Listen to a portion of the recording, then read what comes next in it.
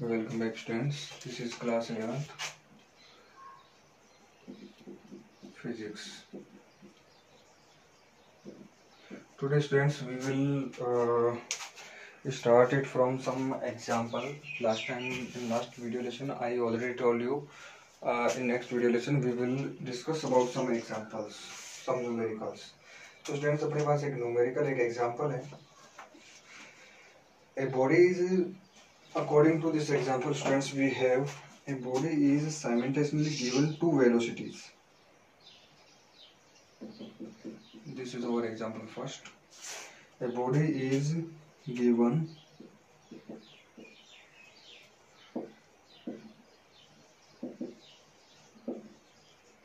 two velocities. A body is given two velocities, 130 meter per second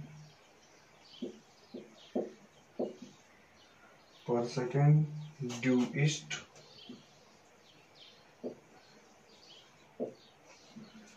and other 40 meter per second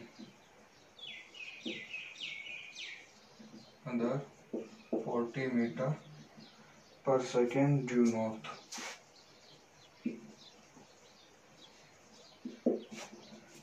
Find the resultant velocity.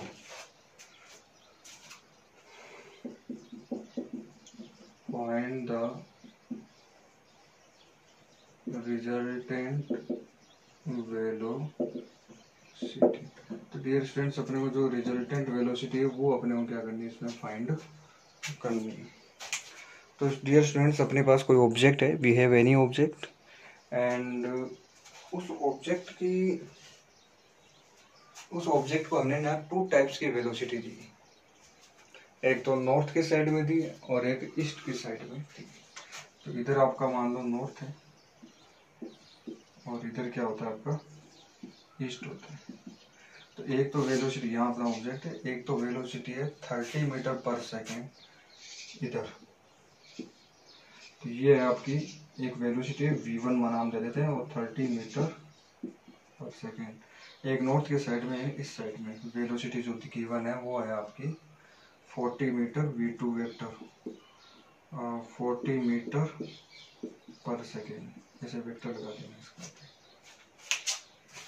तो एक तो हो गया 30 metre पर second और एक हो गई वेलोसिटी अपने पास स्टूडेंट्स 40 मीटर पर सेकेंड हो गई. हमें पूछे इसकी रिजल्टेंट वेलोसिटी. तो यानी आपका ऑब्जेक्ट रिजल्टेंट वेलोसिटी मान लेता हूँ मैं ये. अब ध्यान रखना, रिजल्टेंट वेलोसिटी जो है, देखो अगर आपने एक ऑब्जेक्ट को इधर भी वेलोसिटी दी और इधर भी दी तो ना तो वो आपका इधर जाएगा ना ही इधर जाएगा, इन दोनों के बीच में कहीं चला जाएगा वो ऑब्जेक्ट. तो उसकी रिजल्टेंट जो वेलोसिटी है वो क्या होगी, किस तरीके से अपन रिजल्टेंट वेलोसिटी स्टूडेंट्स फाइंड करेंगे. क्या आपको क्या लग रहा है कि 40 और 30 को डायरेक्ट ऐड करके 70 लिख दूं यहाँ पे? No, this is not right answer. ऐसा नहीं हो सकता. हम इसको इस तरीके से स्टूडेंट्स नहीं लिख सकते. तो फिर हमें क्या किया जाना चाहिए, what we have to do, हम और क्या कर सकते हैं. तो ओके स्टूडेंट्स, हम क्या कर सकते हैं उसके बारे में अब अपन डिस्कस करते हैं. तो देखिए स्टूडेंट्स, यहाँ पे क्या अपने पास एक तो v1 वेक्टर है और एक है अपने पास v2 वेक्टर है. आपको पता होगा कि रिजल्टेंट अगर आपको वेक्टर फाइंड करना है तो r का फॉर्मूला हमने बनाया था under root a square plus b square plus 2ab cos theta under root a square plus b square plus 2ab cos theta. ये अपना किसका फॉर्मूला था स्टूडेंट्स, r का फॉर्मूला था. अब यहाँ देखिए अपने पास है a का स्क्वायर यानी 30 का, ये a मान लो ये b मान लो, तो ये 30 का होल स्क्वायर हो जाएगा प्लस b का स्क्वायर 40 का whole square plus 30 into 40 cos theta. क्या होता था स्टूडेंट्स, थीटा जो है हमारा वो a और b के बीच का एंगल होता था. थीटा क्या होता था, वेक्टर a और वेक्टर b के बीच का एंगल, जिसे अपन यहाँ आप देख सकते हो इन दोनों के बीच का एंगल कितना है यहाँ पे, this is equal to 90 degree. So students ये एंगल बना कितना 90. ओके स्टूडेंट्स, कोस 90 इसकी वैल्यू कितनी है, कोस 90 की वैल्यू 0, तो इन सब की वैल्यू क्या हो जाएगी 0 हो जाएगी. तो अपने पास यहाँ पे रहेगा 900 प्लस 1600 2500, तो ये आ गया हमारा 2500 मीन्स 50 मीटर पर सेकेंड। तो हमारे पास जो वी वेक्टर, इसको वी नाम दे देते हैं, कोई दिक्कत नहीं। तो ये जो वी वेक्टर आया वो आ गया हमारे पास 50 मीटर पर सेकेंड, ये आ गया हमारा वी वेक्टर, यानी ये है स्टूडेंट्स अपना रिजल्टेंट वेक्टर। अच्छा, यहाँ ऊपर आपको ना वेक्टर जो है वो यूज करने की जरूरत नहीं है, क्योंकि आगे ना अपन इसका केवल मैग्नीट्यूड लिख रहे हैं। अपन आगे क्या लिख रहे हैं, इसका केवल मैग्नीट्यूड लिख रहे हैं ना, इसलिए ना ये V1 है और ये V2 है। या फिर आप ना इसको ऐसे लिखो, एक V1 वेक्टर, ये हो गया आपका V2 वेक्टर, ठीक है, इस तरीके से लिख दो। लेकिन नीचे ऐसे लिख देना, V1 की वैल्यू 30 मीटर पर सेकेंड, V2 जो है वो अपना 40 मीटर पर सेकेंड। ऊपर वेक्टर कब लगाते हैं, अगर आपने इधर वेक्टर शो कर दिया तो इधर भी क्या आना चाहिए, वेक्टर ही होना चाहिए। एक वेक्टर वेक्टर के इक्वल हो सकता है, एक वेक्टर केवल मैग्नीट्यूड के इक्वल नहीं हो सकता। तो जहां आप है ना किसी का मैग्नीट्यूड लिख रहे हो केवल, जैसे यहाँ पे मैंने ना डायरेक्शन शो नहीं कर रखी, तो आप इसको ना इधर भी आप वेक्टर मत लगाओ उसको, उधर आप भी ना डायरेक्ट उसको, इसका जो मैग्नीट्यूड है उसी से इसको क्या करेंगे स्टूडेंट्स, अपन इसको रिप्रेजेंट कर सकते हैं। तो इस तरीके से स्टूडेंट्स अपने को वी जो है वो अपने को फाइंड करना है। अब बात करते हैं स्टूडेंट्स एंगल की। सपोज करो डायरेक्शन की बात करते हैं, वी की डायरेक्शन क्या होगी, यानी वी जो है वो इस V1 से कितना एंगल बनाते हुए मिलेगा अपने को। मान लेते हैं ये एंगल कितना है, tan बीटा है। ये एंगल कितना है स्टूडेंट्स, tan बीटा है। तो स्टूडेंट्स इसका जो फॉर्मूला होता है अपने पास tan बीटा का, वो फॉर्मूला अपन ने क्या बनाया था, तो वो स्टूडेंट्स अपने फॉर्मूला अपने ये बनाया था, tan beta is equal to Q sin theta upon P plus Q sin theta. या फिर आप ना B के रिस्पेक्ट में अगर आप लिखते हो तो B sin theta upon A plus B cos theta, जैसे इस तरीके से था वो एक सेकंड।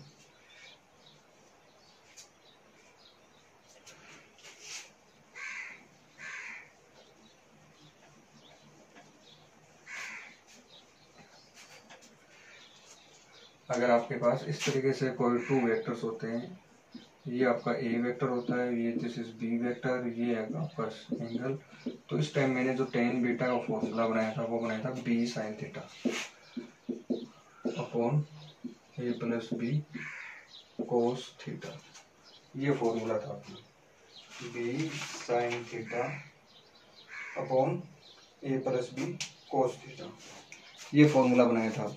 अब ना इसी फॉर्मूले को ध्यान में रखते हुए देखो इसमें फॉर्मूला अप्लाई करता हूँ। देखो tan beta is equal to B vector कौन सा होता है, अगर आप ये वाला एंगल लेते हो तब B आपको ये लेना है, अगर आपने ये वाला एंगल ले लिया तो B आपको ये लेना है, अपोजिट लेना है। समझ में आ गया ना, वेक्टर वो लेना है जिससे एंगल नहीं बन रहा। अब देखो V1 के साथ ये अपना A वेक्टर हो गया और ये वाला क्या हो गया, अब B वेक्टर हो गया। तो B की जगह क्या लिखेंगे, V2, तो V2 sin theta upon V1 plus V2 cos theta. Theta की वैल्यू क्या है 90, V2 की वैल्यू, V2 कितना है अपना, यहाँ 30 था, यहाँ कितना था 40, तो 40 sin 90 अपॉन 30 प्लस 40 cos 90, ये हो जाएगा हमारा cos 90 हो जाएगा।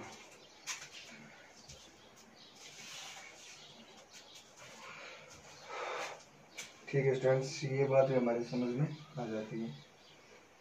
उसके बाद में अपन बात करते हैं स्टूडेंट्स, इसको सॉल्व करने की, तो सॉल्व करेंगे जब अपने पास आएगा tan beta equal to sin 90 की वैल्यू 1 होती है,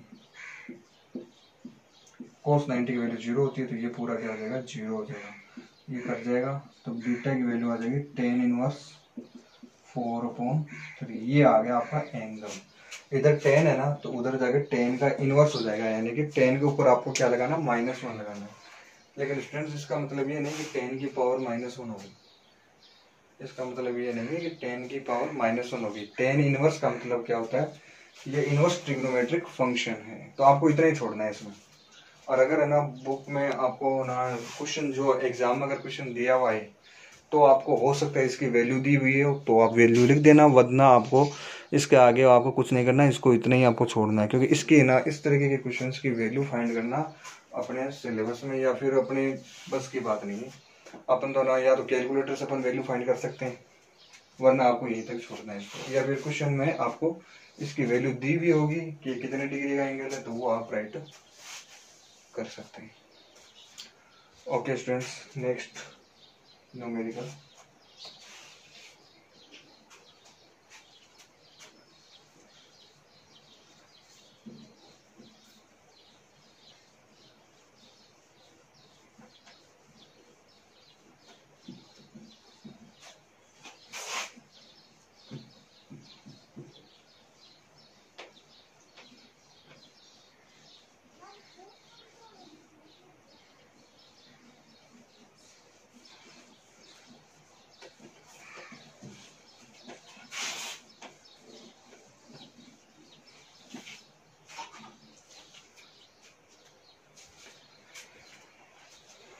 ओके स्टूडेंट्स, नेक्स्ट जो एग्जाम्पल है अपने पास, वो एग्जाम्पल आपको गिवन है इसमें से।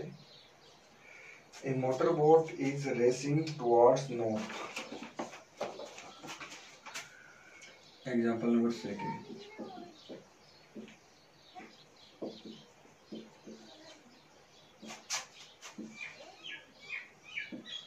Motor boat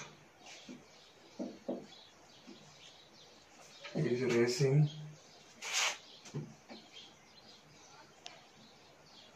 a motorboat is racing towards north at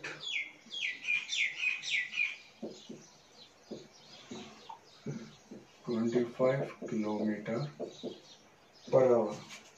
and the water current in that region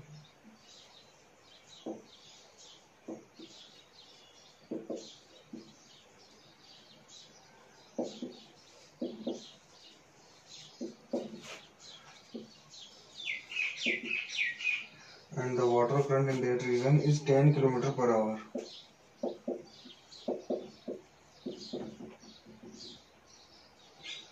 In the direction of 60 degree. In the direction of 60 degree east of south. East of south. East of south. Find the resultant velocity of the boat. Find the resultant velocity of the boat. अभी friends boat की जो resultant velocity है वो अपने को find करनी। We have to find out the resultant velocity of the boat. तो यहाँ अपने को एक बोट मोटर बोट दे रही है, इज रेसिंग टुवर्ड्स नॉर्थ, यानी कि मोटर बोट जो है वो आपका इस तरीके से मूव कर रहा है। इस ये वेलोसिटी है 25 km/h। तो ये मान लो आपका v1 है और ये कितना v1 वेक्टर है और ये कितना दे रखा है आपको 25 km/h। इसका जो मैग्नीट्यूड है वो है, चलो एक बार लिखो, लिखते हैं इसको 25 km/h। And the water current in that region is 10 km/h in the direction of east of south. देखो इधर ईस्ट और इधर आपका क्या होता है, साउथ होता है। Direction of east of south, यानी साउथ से 60 डिग्री का एंगल बनाना है। और ये आपके वाटर करंट की डायरेक्शन, ये मान लेते हैं आपका v2 वेक्टर है। v1 वेक्टर आपका आ गया, इसको यहाँ लिख देते हैं, v1 जो है वो है आपका 25 km/h और v2 जो है वो है आपका 10 km/h। ये जो बचा हुआ एंगल है this is equal to 120 degree. देखो ये पूरा 180 होता है तो ये वाला 60 है तो ये वाला 120 हो जाएगा। तो हमें इसमें क्या पूछा है। अच्छा स्टूडेंट्स देखो इस तरीके से क्वेश्चन कि वाटर जो मोटर बोट है वो तो आपको इस तरह से मूव कर रहा है और और पानी जो है वो आपका इस डायरेक्शन में, तो आपकी बोट है ना वो ऐसे नहीं जाएगी, बोट फिर आपकी रिजल्टेंट कुछ और ही होगा इसका। तो इसका जो रिजल्टेंट है वो इधर निकल गया, ये आपका है वी वेक्टर रिजल्टेंट। ओके, तो सबसे पहले मैं पूछा है find the resultant velocity of the boat, यानी बोट की अपने को रिजल्टेंट वेलोसिटी है वो अपने को स्टूडेंट्स फाइंड करनी है इसमें। तो इसका फॉर्मूला जैसे आर का फॉर्मूला होता है ना, वैसे वी का फॉर्मूला हम यहाँ बना देते हैं, under root v1 square plus v2 square plus 2v1 v2 cos theta, ये आ जाएगा फॉर्मूला। इस तरीके से स्टूडेंट्स अपन ये जो फॉर्मूला है वो अपन यूज कर सकते हैं। तो ये आ जाएगा v इक्वल टू, आ जाएगा अपने पास under root v1 square plus v2 square plus 2v1 v2 cos theta. यहाँ स्टूडेंट्स v1 की वैल्यू है 25 प्लस v2 की वैल्यू है 10, 2 इंटू v1 की जो वैल्यू है वापस 25 इंटू 10 एंड कोस थीटा की जो वैल्यू है, देखो थीटा क्या होता है, दोनों वेक्टर के बीच का एंगल, जो भी आपको वेक्टर दे रखे हैं उन दोनों के बीच का क्या होता है, एंगल होता है, जिसे अपन क्या कहते हैं, थीटा से रिप्रेजेंट करते हैं। तो यहाँ पे जो स्टूडेंट्स थीटा है वो है आपका कितना, 120 डिग्री दे रहा है आपको। This is the given value of theta. तो यहाँ से स्टूडेंट्स अपन थीटा की वैल्यू लिख सकते हैं 120 डिग्री। v इक्वल टू क्या आएगा अपने पास, ये आ जाएगा 625 प्लस 100 प्लस इन तीनों मल्टीप्लाई करें 25 टू से 5 50 इंटू 10 यानी 500 कोस 120। देखो स्टूडेंट्स कोस जो 120 की वैल्यू है, धीरे देखो आप इसको याद रख बायो स्टूडेंट्स, उनको तो देखो कोस 120 की वैल्यू याद ही रखनी पड़ेगी। बायो मैथ्स के जो स्टूडेंट्स हैं उनको थर्ड वाला जो चैप्टर स्टार्ट होगा मैथमेटिक्स में, उसमें आपको ब्रीफ स्टडी करने को मिलेगा कि एंगल अगर अबो 90 डिग्री हो, कि 90 डिग्री तक के तो एंगल अपने ऑलरेडी पढ़ रखे हैं, लेकिन अबो 90 डिग्री हो तो उनकी वैल्यू क्या क्या होगी, you will study briefly in the chapter third in mathematics. And bio students उनको ये याद रखना कि कोस 120 की वैल्यू क्या होगी, जिसकी वैल्यू थी माइनस का 1/2 थी, जिसकी वैल्यू क्या होती है माइनस का 1/2। ओके स्टूडेंट, इसको सोल्व करते हैं। इसको सोल्व करोगे तो आपके पास आएगा यहाँ पे 21.8 किलोमीटर पर आवर। मतलब सॉल्यूशन वगैरह वो देखो स्टूडेंट्स आपको सेल्फ ही करना है, और ये आएगा 21.8 किलोमीटर पर आवर आ जाएगा। तो इस तरीके से स्टूडेंट्स इसका जो रिजल्टेंट है वो निकल गया। अब बात करते हैं कि v की डायरेक्शन क्या होगी। इस v की डायरेक्शन मैं मान लेता हूँ कि ये वाला v है ना, नीचे वाला v2 से जो एंगल है वो कितना बना रहा है, बीटा। तो tan बीटा का फॉर्मूला क्या बनेगा इसके रेस्पेक्ट में, इसके सामने वाला ये b वेक्टर है, तो b 2 बार आता है ना, तो b की जगह क्या है यहाँ पे v1 है, तो v1 sin 90 upon v2 plus v1 cos 90। Theta की वैल्यू 90 नहीं है यहाँ पे, थीटा की वैल्यू जो भी आपको गिवन है वो वैल्यू आपको स्टूडेंट्स यहाँ पे पुट करनी है। इस तरीके से स्टूडेंट्स अपने को ये जो न्यूमेरिकल्स है वो न्यूमेरिकल अपने को सॉल्व करने हैं।